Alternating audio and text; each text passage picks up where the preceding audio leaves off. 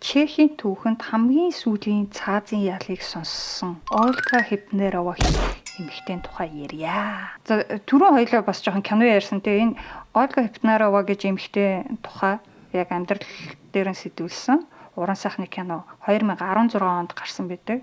Я Ольга Хипнерова гэдэг нэртэй. Монголоор бол би Ольга Хипнерова гэсэн үг. Тэгээ гол дүрт нь болохоор Михалина Ошанская гэдэг Польш жүжигчин тоглосон. Яг жинхэнэ Ольга Хипнеровага бодох юм бол амар царайлаг тийм хөөрхөн хүүхэн тоглосон. Гэтэ жинхэнэ хүн ч гэсэн ер нь бол их дайггүй царайлаг талдаа тийм эмэгтэй байдгийн байлээ. Тэгээ энэ эмэгтэй ер нь ямар учиртай хүн яаж яваад ингээд цаазын ял сонссон юм бэ гэдэг талаар товчхон түүх хүргье.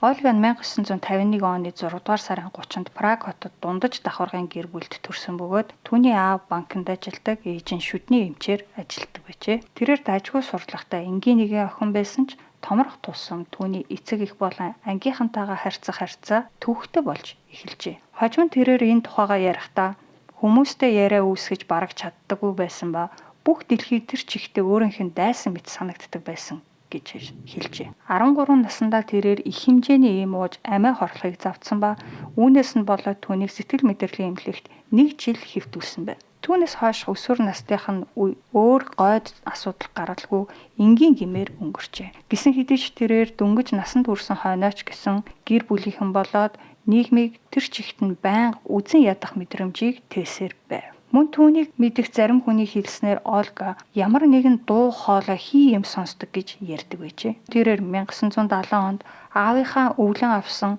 цуслангийн байшинг галдан шатаасан. Байшинг шөнийн цагаар шатаасан бөгөөд дотор нь байсан хүмүүс азар амьд гарч чадсан байна. Тухайн үедээ Ольга гал тавьсныг хэн ч мэдээгүй. Харин хожим тэрээр өөрөө тус хэргийг үйлдэлснээ ярьсан бөгөөд тэр байшин эцэг эхийнх нь хооронд мөнгө санхүүтэй холбоотой хэрүүл үүсгэх шалтгаан нь болдог болохоор шатаасан гэж тайлбарласан байна. Ольга цаазын ялд хүргэх аимшигт гэмт хэргийг үйлдэхээс өмнө 2 сонинд захиа бичсэн байдаг. Захианда тэрээр өөрийн хийхээр төлөвлөсөн үйлдэлээ эцэг эх болон дэлхийн ертөнцийг үзен ядах сэтгэлийнхээ өшөөг авч байгаа явдал хэмээн тайлбарлажээ. Гэвч тухайн үеийн шуудангийн салбарын удаашралтай байдлаас болоод түүний захиа сонингийн газруудад гэмт хэрэг босноос хойш хүрсэн байна. Захианы хэсгээс уншвал би бол ганцаардсан нэгэн эвдэрхий хүн, хүмүүсийн эвдэлсэн хүн. Надад сонголт бий. Өөрийгөө алах эсвэл бусдыг. Миний сонголт үзен ядагчдаасаа өшөө авах. Энэ орчлон хэний ч танихгүй нэгний хуваар амиа хорлон орхих нь дэндүү амархан. Нийгэм хитрхи хайхрамжгүй. Тэр нь ч зөв. Миний шийдвэр. Чиний аратанлаг арын шингийн хохирогч Ольга Хипнерова миний бие чамайг өөхөх ялаар шийтгэж байна гэсэн байжээ. 1973 оны 7 дугаар сарын 10. Ольга ачааны машин түрээслэн унаад Праг хотын Стросмайерово намнисты хаваар хагас цаг орчим тойрон явсан байна. Тэрээр трамвайны буудал дээр хангалттай олон хүн бөөгнөрхийг хүлээж байлаа. 25 орчим хүн цугларах үед Ольга тэднийг чиглэн хамаг хурдаараа давхиж 8 хүний амьд хүрчээ. Түүнд дарвсан хүмүүсийн 3 нь газар дээрээ нас барж, 2 нь хэсэг хугацааны дараа буюу тэр өдөртөө өнгөрсөн бол 3 хүн хэдхэн хоногийн дараа өвд болсон байна. Мөн 6 хүн хүнд, 6 хүн хөнгөн гэмтжээ.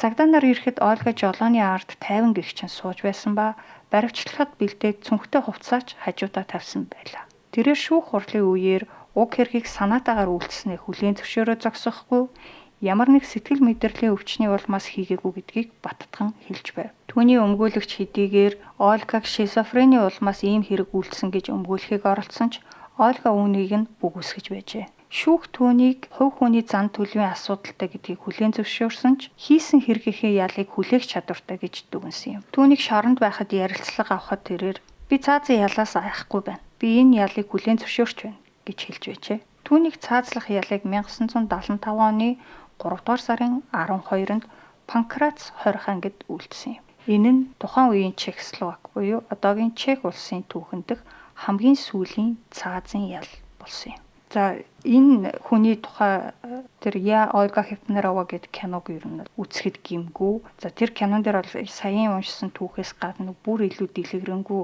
яг нөгөө хувь хүнийх нь дотор байдаг зөрчил энэ тэрийн талаар гаргадаг бас ямар хандлагатай хүн байсан энэ тэрэг их сонирхолтой юмнууд гардаг. За яа.